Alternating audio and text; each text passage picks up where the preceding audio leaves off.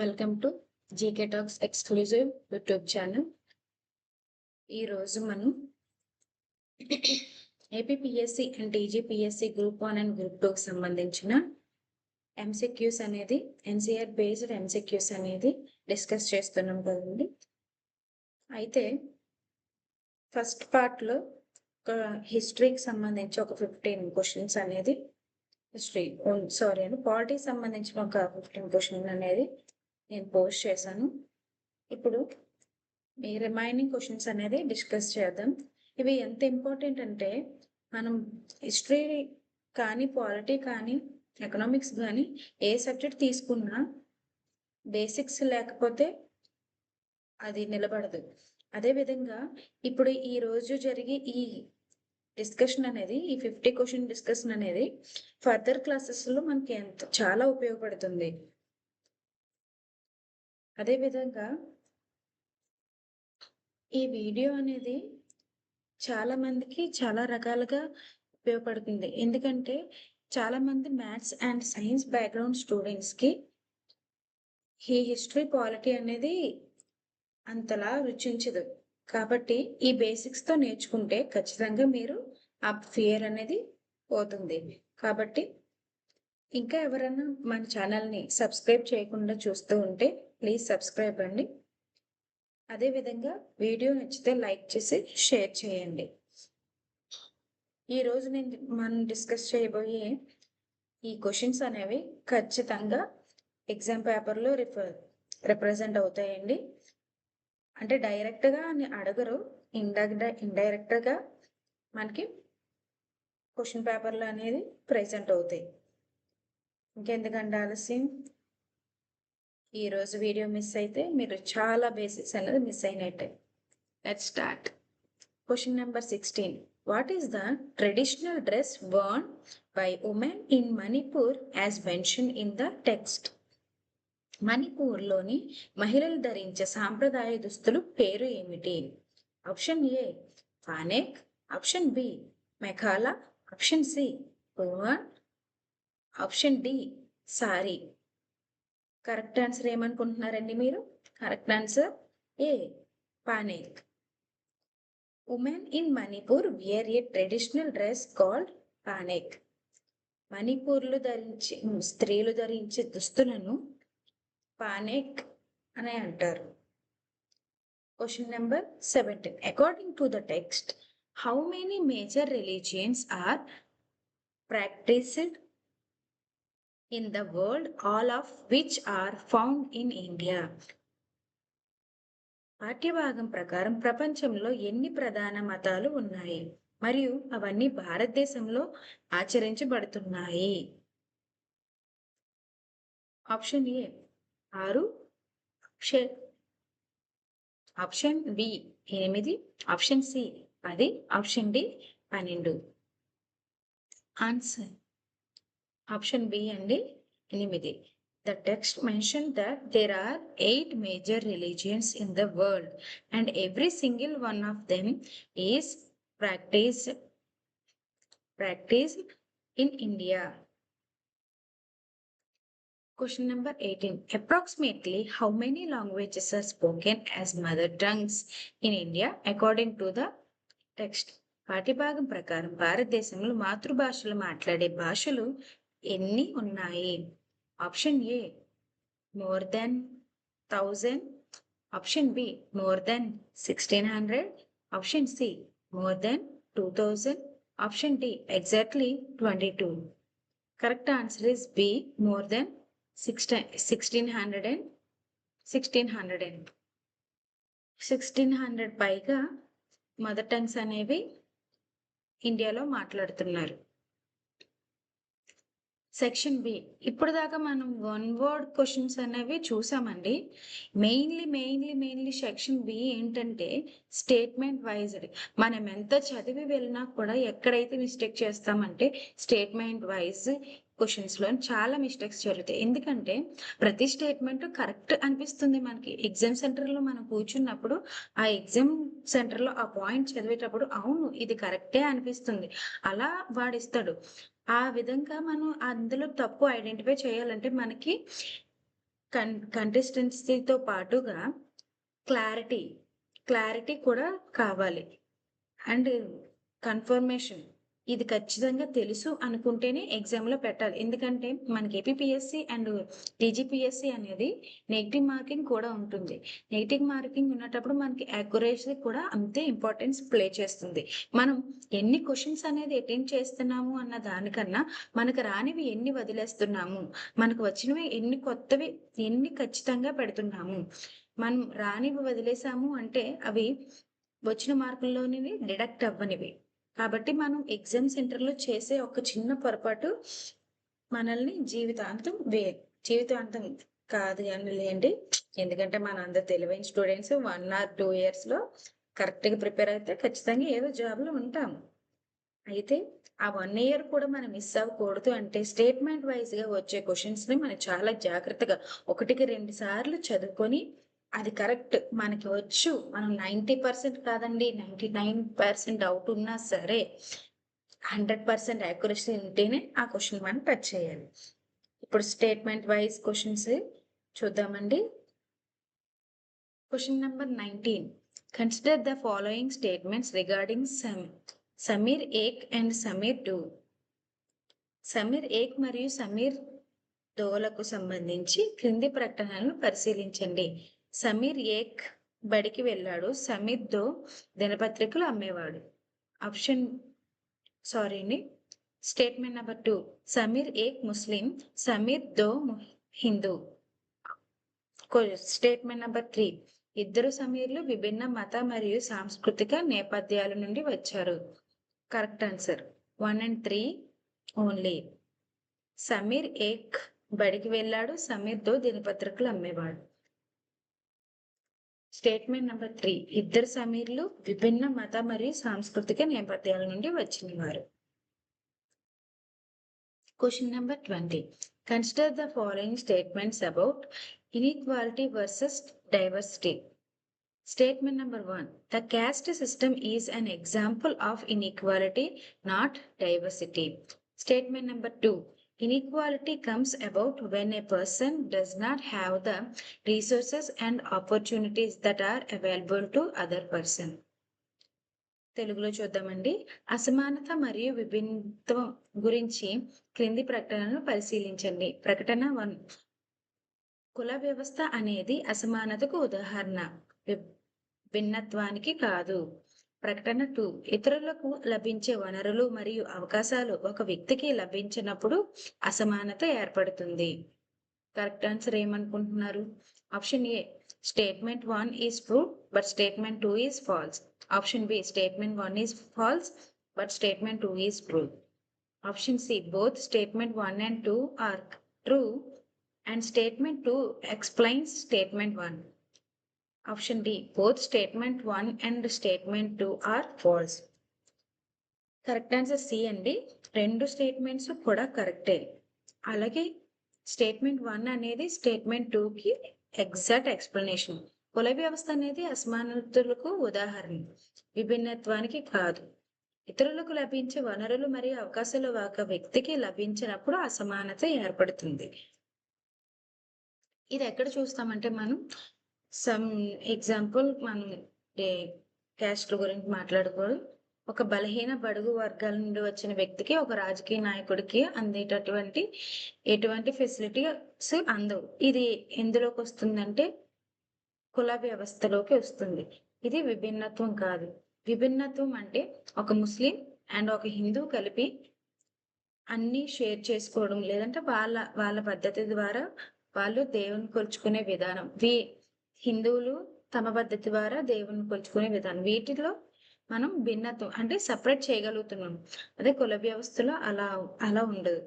ఎందుకంటే కుల వ్యవస్థ అనేది తక్కువ కులం వాడికి తక్కువ బెనిఫిట్స్, అదే ఎక్కువ కులం వారికి ఎక్కువ బెనిఫిట్స్ అనే కొంచెం అహంకారంతో పూరిత అసమానతలు ఉంటాయి.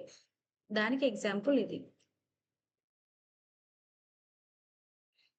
Question number 21. Consider the following statements regarding the geography and trade of Ladakh. Ladakh is a cold desert located in the eastern part of Jammu and Kashmir. Statement number 2. Points చూద్దామండి. Second point, agriculture is the primary occupation in Ladakh due to heavy snowfall and high rainfall. Number 3, Ladakh was considered a good trade route because it had many passes through which caravans traveled to Tibet. తెలుగులో చూద్దాం. లద్దాఖ్ భౌగోళిక పరిస్థితులు మరియు వాణిజ్యం గురించి కింది ప్రకటనలను పరిశీలించండి. లద్దాఖ్ జమ్మూ కాశ్మీర్ తూర్పున ఉన్న ఒక శీతల ఎడారి. పాయింట్ నెంబర్ 2, భారీ వర్షపాతం కారణంగా లద్దాఖ్ లో వ్యవసాయం ప్రధాన వృత్తి. పాయింట్ నెంబర్ 3, టిబెట్ కు వెళ్లే కార్వాన్లకు అనువైన అనేక కనుమల ఉండటం వల్ల లద్దాఖ్ మంచి వర్తక మార్గంగా భావించబడింది. Options A 1 only, option B 1 and 3 only, option C 2 and 3 only, option D 1, 2 and 3. Answer B 1 and 3 only. Ladakh Jammu Kashmir తూర్పున ఒక శీతల ఎడారి. ఎస్, కరెక్ట్ అండి. భారీ వర్షపాతం కారణంగా లద్దాఖ్ లో వ్యవసాయం ప్రధాన వృత్తి. ఒక్కసారి కామన్ సెన్స్ తో ఆలోచించండి. లద్దాఖ్ లో ఎక్కువ స్నోఫాల్ ఉంటుంది, అక్కడ వర్షాలు అనేవి చాలా రేర్ గా పడతాయి. అలాంటిది ఇక్కడ భారీ వర్షపాతం కారణంగా లద్దాఖ్ లో వ్యవసాయం ప్రధాన వృత్తి అన్నారు. పోనీ వ్యవసాయం ప్రధాన వృత్తి అనడానికన్నా అక్కడ స్నోలో ఏం పంటలు పండుతాయండి? మనకు అన్ని ఫెసిలిటీస్ ఉండి కూడా మనం ఒక్కొక్కసారి ఎల్నినో తోటి, ఒక్కొక్కసారి లానినో తోటి పంటలు అనేవి నాశనం అయిపోతున్నాయి. అదేవిధంగా అక్కడ నిత్యం మంచు కురుస్తూ ఉండటం వల్ల అక్కడ వ్యవసాయం అనేదే ఉండదు. థర్డ్ వన్, టిబెట్ కు వెళ్లే కార్వాన్ అనువైన అనేక కనుమలు ఉండటం వల్ల లద్దాఖ్ మంచి వర్తక మార్గంగా భావించబడింది. ఇది కరెక్ట్ అండి. దీనివల్లే ట్రేడ్ అనేది జరుగుతుంది టిబెట్ నుండి మనకి. Statement 2 is incorrect because very little agriculture is possible in Ladakh since the region receives almost no rain and is covered in snow for most of the year. నేను చెప్పిందే ఉందండి, మీరు ఎక్స్ప్లెనేషన్ కావాలంటే ఒకసారి చూడండి. Question number 22, which of the following statements about Kerala are correct? ఇలాంటివి ఇచ్చినప్పుడు మనం కళ్ళు అన్ని ఇక్కడే పెట్టి చేయాలండి. లేదు మైండ్ ఆబ్సెంట్ బాడీ ప్రెసెంట్ అనుకుంటే మాత్రం ఈ క్వశ్చన్ పాకెత్తుకెళ్ళినట్టే. Point number 1, Kerala is surrounded by the sea on one side and hills on the other. Point number 2, species like pepper, cloves and cardamoms made Kerala an attractive place for traders. Point number 2, Ibn Battuta, who visited Kerala around 700 years ago, wrote a travel log describing the lives of Muslims. Point number 4, Vasco da Gama discovered the sea route to India when his ship landed at Calicut in Kerala. ఇప్పుడు ఒకసారి తెలుగులో చూద్దామండి. కేరళ ఒకవైపు సముద్రం, మరొక వైపు కొండలతో చుట్టుముట్టబడి ఉంది. Point number 2, మిరియాలు, లవంగాలు, యాలకులు వంటి సుగంధ ద్రవ్యాలు కేరళను వ్యాపారులకు ఆకర్షణీయమైన ప్రదేశంగా మార్చాయి. పాయింట్ నెంబర్ 3, సుమారు 700 సంవత్సరాల క్రితం కేరళను సందర్శించిన ఇబ్న్ బాటూటా ముస్లింల జీవితాలను వర్ణిస్తూ ఒక యాత్ర చరిత్రను రాశాడు. Point number 4, Vasco da Gama భారతదేశానికి సముద్ర మార్గాన్ని కనుగొని కేరళ తీరానికి చేరుకున్నాడు.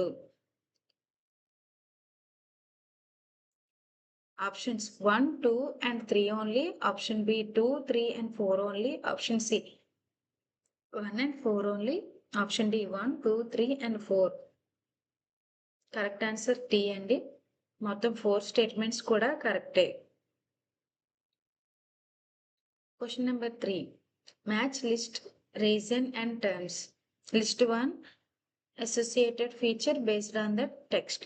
List 1, A Ladakh, B Kerala, C Chinavala, D Penak. Species and first the species and fishing nets, second the Pashmina wool and Little Tibet, and third the traditional dress of Manipur, and fourth the Chinese fishing nets. Option A అండి. ఏ లదాఖ్. లదాఖ్ ఏం pashmina wool and little Tibet అంటారు. B1 Kerala. కేరళలో species and fishing nets ఉంటాయి. C4 చీనా వాలా. 4 అంటే Chinese fishing nets. And D ప్యానెక్. ప్యానెక్ అంటే 3 traditional dresses of Manipur.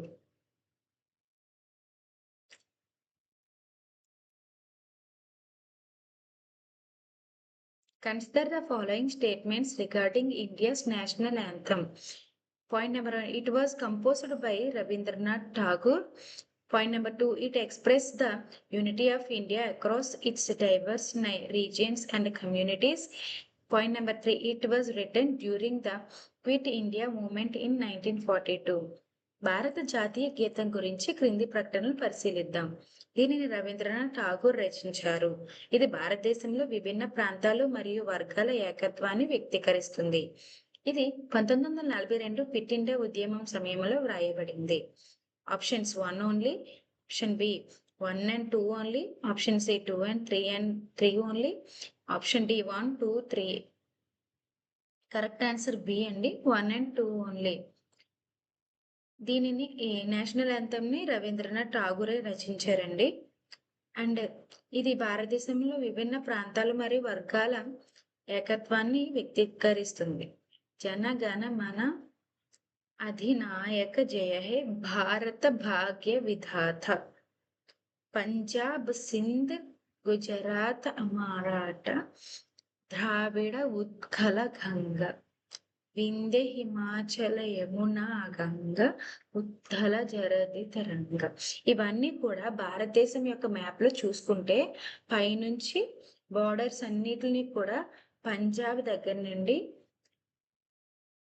అన్ని కూడా borders లో ఉన్న రాష్ట్రాలను అన్నిటిని ఏకం చేస్తూ ఇది ఏకత్వంలో భిన్నత్వం అనే దాన్ని రిప్రజెంట్ చేస్తుంది. యూనిటీ అండ్ డైవర్సిటీ అనే దాన్ని రిప్రజెంట్ చేస్తుందండి. Question number 25. With reference to historical and geographical factors shaping diversity, consider the following statements. Statement number 1. Historical and geographical factors are tied to the cultural life of a region. Statement number 2. Both Ladakh and Kerala were influenced by Chinese and Arab trades, through their geography was completely different. తెలుగులో చూద్దాం. చారిత్రక మరియు భౌగోళిక అంశాలు ఒక ప్రాంతం యొక్క సాంస్కృతిక జీవితంతో అనుసంధానించబడి ఉంటాయి. ప్రకటన 2. లద్దాఖ్ మరియు కేరళ ప్రాంతాల భౌగోళిక పరిస్థితులు వేరైనప్పటికీ రెండు చైనీస్ మరియు అరబ్ వర్తకుల ప్రభావానికి లోనయ్యాయి. కరెక్ట్ ఆన్సర్ ఏంటండి? C. Both 1 and 2 are correct. రెండు కూడా కరెక్ట్ అండి. While Kerala geography allowed for spice cultivation and Ladakh's geography attracted wool trades. Both regions were influenced by similar historical trade connections with Arab and Chinese trades. ఇవండి history polity 25 top 50 questions అండి. ఇవన్నీ కూడా NCERT books base చేసుకుని చేసినవే. ఇవన్నీ fundamentals. ఇప్పుడు మనం 6th class book complete చేసిన వెంటనే ఇవే టాపిక్స్ అనేవి 7th క్లాస్లో రిప్రజెంట్ అవుతాయి. కాకపోతే అక్కడ డెప్త్ ఎక్కువ ఉంటుంది. కాబట్టి మనం బేసిక్స్ నుండి కాన్సెప్ట్ వైజ్గా నేర్చుకుందాం. ఈ రోజు MCQs ద్వారా ఒక్కొక్క బిట్ని ఎక్స్ప్లెయిన్ చేసుకుంటూ వెళ్ళాం కదండి. అదేవిధంగా నెక్స్ట్ వీడియోలో కూడా హిస్టరీ 25 బిట్స్ని నేను ఒక 1 డేలో అప్లోడ్ చేస్తాను. వీలైతే వెళ్ళి చెక్అవుట్ చేయండి. అదేవిధంగా మన ఛానల్ ఇంకా ఎవరైనా సబ్స్క్రైబ్ చేసుకోకుండా చూస్తూ ఉంటే కనుక please subscribe, like the video and share the video. Thank you so much. Thanks for watching.